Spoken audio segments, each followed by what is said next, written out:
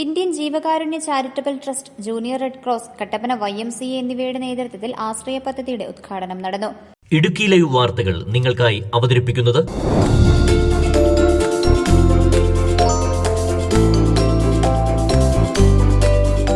Kattappana YMCA ഹാളിൽ നടന്ന പരിപാടിയിൽ Kattappana YMCA president KJ Joseph അധ്യക്ഷത വഹിച്ചു. കട്ടപ്പന മുനിസിപ്പാലിറ്റിയിലെ കുടുംബശ്രീ യൂണിറ്റ് 1, യൂണിറ്റ് 2 എന്നിവയ്ക്ക് വീൽചെയർ, വാക്കർ എന്നിവ നൽകുന്ന ആശ്രയ പദ്ധതിയുടെ ഉദ്ഘാടനം CSI സഭ ഡെപ്യൂട്ടി മോഡറേറ്ററും ഈസ്റ്റ് കേരള മഹായിടവക ബിഷപ്പുമായ റൈറ്റ് റവറൻ VS ഫ്രാൻസിസ് നിർവഹിച്ചു.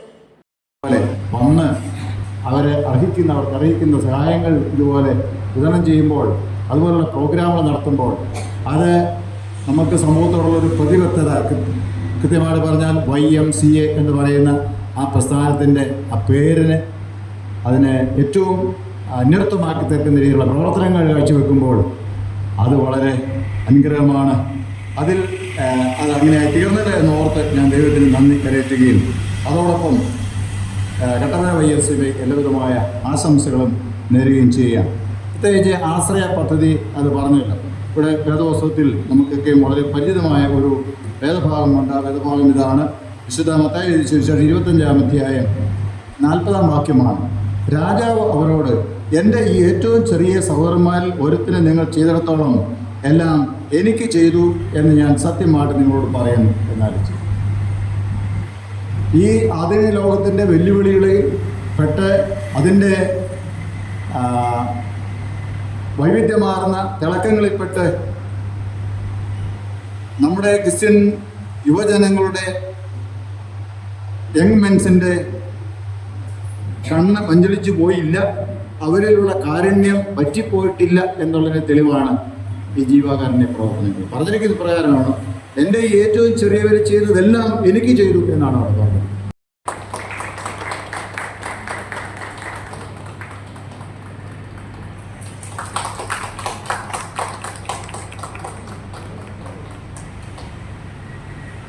Kattappana saint John's CSI church വികാരിയായിരുന്ന റവറൻ ഡോക്ടർ ബിനോയ് P. ജേക്കബിന്റെ യാത്രയയപ്പ് സമ്മേളനം കട്ടപ്പന മുനിസിപ്പാലിറ്റി ചെയർമാൻ ജോയി വെട്ടിക്കുടി ഉദ്ഘാടനം ചെയ്തു.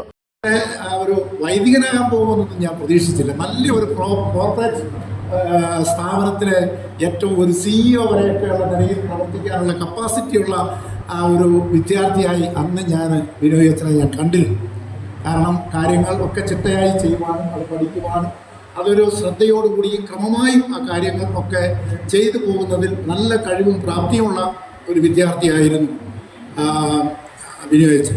അപ്പോൾ അതുകൊണ്ട് ആ ഒരു നിലയിൽ ഒരു നല്ല ഭാവി നമ്മൾ കണ്ടിരുന്നു. അപ്പോൾ അത് കഴിഞ്ഞിട്ട് പഠിത്തം കഴിഞ്ഞിട്ടാണ് PG എല്ലാം കഴിഞ്ഞപ്പോഴാണ് എന്നോട് പറയുന്നത് സാറേ, ഞാൻ അച്ഛനാകാൻ പോവുകയാണ്. അപ്പോൾ അങ്ങനെ ഞാൻ ഒരു ആധ്യാത്മിക തലത്തിലേക്കുള്ള ഒരു മാറ്റം ഉണ്ടാവുന്നു. കുറച്ചു കാലം കഴിഞ്ഞപ്പോൾ എന്നോട് പറഞ്ഞു, ഞാൻ പുരോഹിതനായി അഭിഷിക്തനാകാൻ പോവുകയാണ്. അത് കഴിഞ്ഞപ്പോൾ എന്നോട് പറഞ്ഞു, ഞാനൊന്ന് കല്യാണം കഴിക്കാൻ പോവുകയാണ്. അങ്ങനെ എല്ലാ ഘട്ടങ്ങളിലും ഓരോന്നും വന്ന് പറഞ്ഞ് പോകുന്ന ആ ഒരു ബന്ധമാണ്. അപ്പോൾ ഇവിടെ വികാരിയായി വന്നു 5 വർഷക്കാലം. കട്ടപ്പന സർവീസ് ബാങ്കും CSI പള്ളിയും വളരെ അടുത്തായതുകൊണ്ട് ഏറ്റവും വലിയ അടുത്ത ആൾക്കാർ ഞങ്ങൾ വരിക. അപ്പോൾ അതുകൊണ്ട് അച്ഛൻ ഏത് ആവശ്യം ഉണ്ടായാലും ആദ്യം അച്ഛൻ വിളിക്കുന്നത് എന്നെയാണ്. എനിക്ക് ഏതൊരു ആവശ്യം പെട്ടെന്നുണ്ടായാൽ ഞാൻ വിരോധിയത്തിനെ വിളിക്കും. അപ്പോൾ അതുകൊണ്ട് അങ്ങനെ വളരെ നല്ല അയൽക്കാരായി കഴിഞ്ഞ 5 വർഷക്കാലം ഞങ്ങൾ കഴിഞ്ഞ് വരികയായിരുന്നു. അപ്പോൾ അതിനിടയിലാണ് അദ്ദേഹം സ്ഥലം മാറിപ്പോകുന്നത്.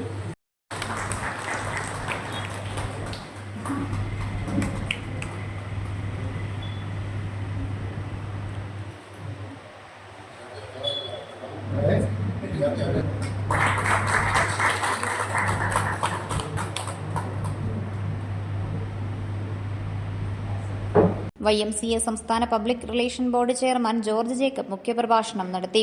നഗരസഭാ councillor Beena Tomy, junior red cross executive അംഗം PM Francis, reverend Varghese Jacob cor episcopa, father Jithan Varghese, reverend doctor Binoy P. Jacob, Salju Joseph, Tomy Philip, doctor Abraham Malayatto തുടങ്ങിയവർ സംസാരിച്ചു. Idukki live news Kattappana. Idukki live വാർത്തകൾ നിങ്ങൾക്കായി അവതരിപ്പിക്കുന്നത് ഡിങ്കിരി ഡിങ്കിരി ഡിങ്കിരി ഡിങ്കിരി ഡിങ്കിരി പട്ടാളം. ഇത് നമ്മുടെ നിർഗുണം ചേട്ടനല്ലേ? നിർഗുണം ചേട്ടോ, നിർഗുണം ചേട്ടോ, ചേട്ടോ,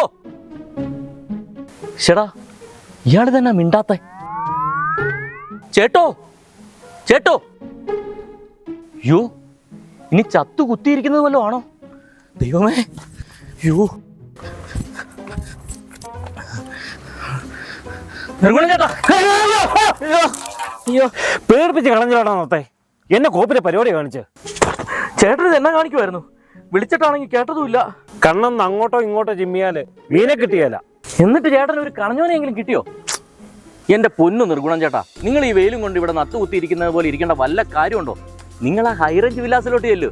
അവിടെയാണെങ്കിൽ രാവിലെ വള്ളക്കാരുടെ നിന്ന് മേടിക്കുന്ന മീനെ ഉച്ചയ്ക്ക് തീമേശല, പിന്നെ കിടിലം വൈബും. എന്ന വാടാനത്തെ നമുക്ക് ഹൈറേഞ്ച് വില്ലാസിലേക്ക് പോകാം.